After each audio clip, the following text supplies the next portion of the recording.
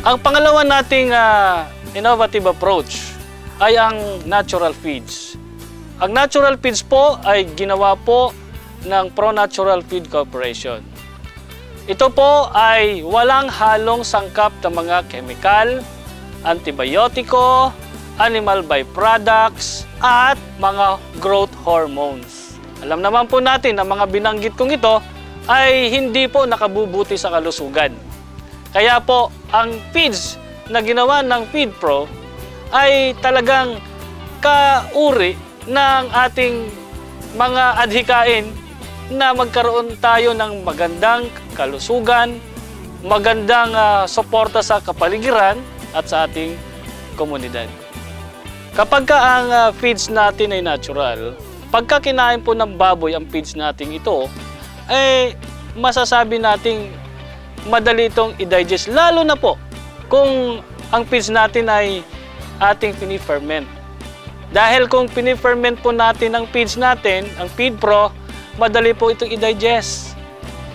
Now, pag madaling i-digest, of course, madali rin itong i-absorb. Pag madaling i-absorb, madali rin po itong ma-assimilate ng buong katawan. Ibig sabihin, madali po maging sangkap ng mga bahagi ng katawan. Ang baboy, madali pong lumaki. Kaya wala pong sikreto ang FeedPro. Ang FeedPro po na mapakain, natural na ginawa para sa mga baboy para po madali at mabilis ang kanilang paglaki. Sa feeding type po o feeding system na ginagawa o approach ng FeedPro, feeding approach ng FeedPro, una po, dry feeding. Ito po ay tinuturo namin sa mga farmers kung saan sanay na sila sa ganong sistema. Pangalawa, yung wet feeding. Kasi mas mainam pong ipakain yung medyo basa dahil meron ng water. At higit sa lahat po, mas magandang ipakain kung fermented na. Dahil dyan sa fermentation, meron ng tinatawag tayong prebiotic effect. So pag may prebiotic effect, pagdating nga po sa tiyan, madali pong i-digest. Na poprotectionan po yung kanyang tiyan. Hindi po basta-basta ang baboy magkakaroon ng problema o maa-upset ang kanyang stomach. Now, ano ang ratio natin sa fermentation? Ang ratio po natin ay 1:3. Sa isang kilong feeds, 3 litrong tubig po. Pagkatapos, ilagay po sa timba and then, lagyan ng tubig, takpang mabuti na walang contamination. Pagkatapos, i-ferment yan overnight. Ang the best time para magsagawa ng fermentation process is hapon, mga alas 5 ng hapon o alas 6, and then ferment it overnight. The following day, pwede na po ninyong ipakain sa baboy. Siguro, maaari nyong itanong sa amin kung ibababad ba ang feeds o ferment, hindi ba kaya napapanis? Ang sagot ko po, hindi. Saan nagsisimula ang spoilage ng isang pakain? Dahil po yan sa mga additives na inilalagay sa feeds. Pero kung natural po yan, para lang po tayong nagburo ng kanin na pagkalipas buruhin, pwede pang kainin. Ganyan po yan. At nakatutulong po para mag-boost po ng good bacteria. Yung good bacteria po, yun po yung content ng tinatawag na probiotics. Kaya nga po, ang feeds namin, pag piniferment, in preparation for the formation of good bacteria, meron na po siyang tinatawag na prebiotics. Kaya pag nandun na sa loob ng tiyan, of course may mga good bacteria din tayo sa loob ng tiyan ng hayop, it will boost the production of good bacteria. So, mamimaintain niya yung environment, yung stomach environment, and then it prevents the introduction of infection. Ang isa pang benefits ng fermentation ng natural feeds ay nagiging katulad ang kanyang pH level sa loob ng tiyan ng hayop. So, wala pong mangyayaring too much stress doon sa loob ng tiyan para mag-produce ng mga enzymes para tunawin lang po yung kinain. Dahil pre-digested na siya.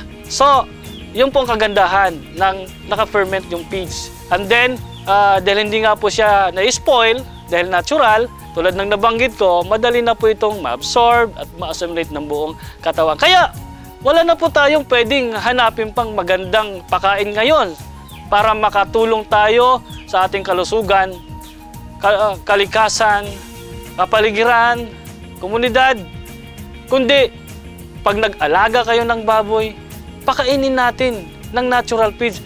I-adapt po natin yung PIGS, yung Profitable Innovative Growing System. At ang masasabi ko lang po, this is the right business for you.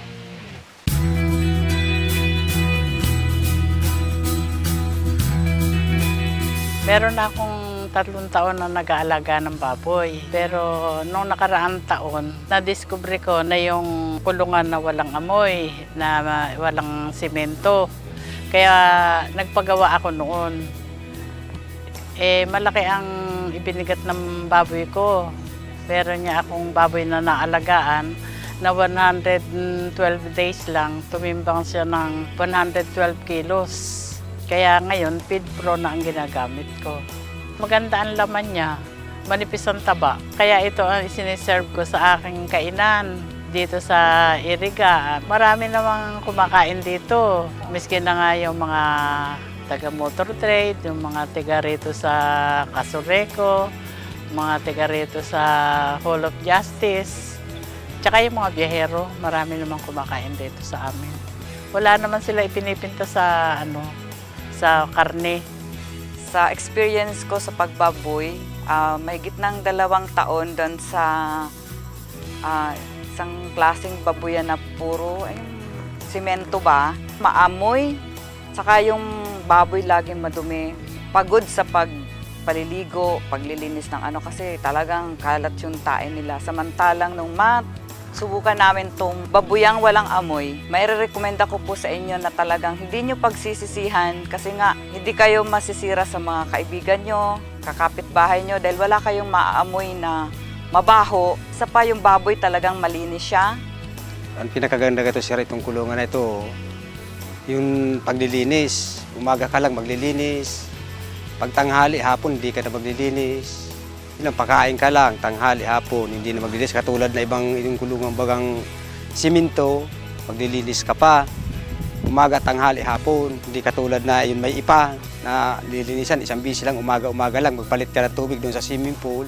Yun lang ang sirang papalitan. Yung pinakamaganda dito sa babuyan na to.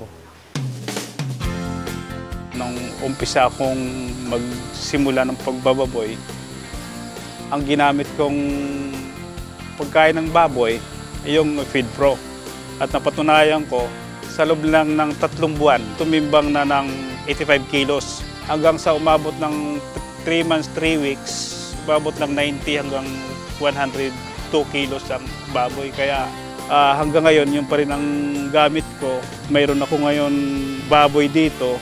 3 months and 12 days, nasa mga close to 90 kilos na. So, maski pang gawin sa mga ibang company feeds, hindi na talaga ako mapapalipat kasi yung Feed Pro talaga is the best natural pang feeds. Lahat ng raw material na ginagamit nila, puro natural. Kaya the best yung Feed Pro talaga na ginagamit namin. Unang-una, environmentally friendly yan. Number 1 yan.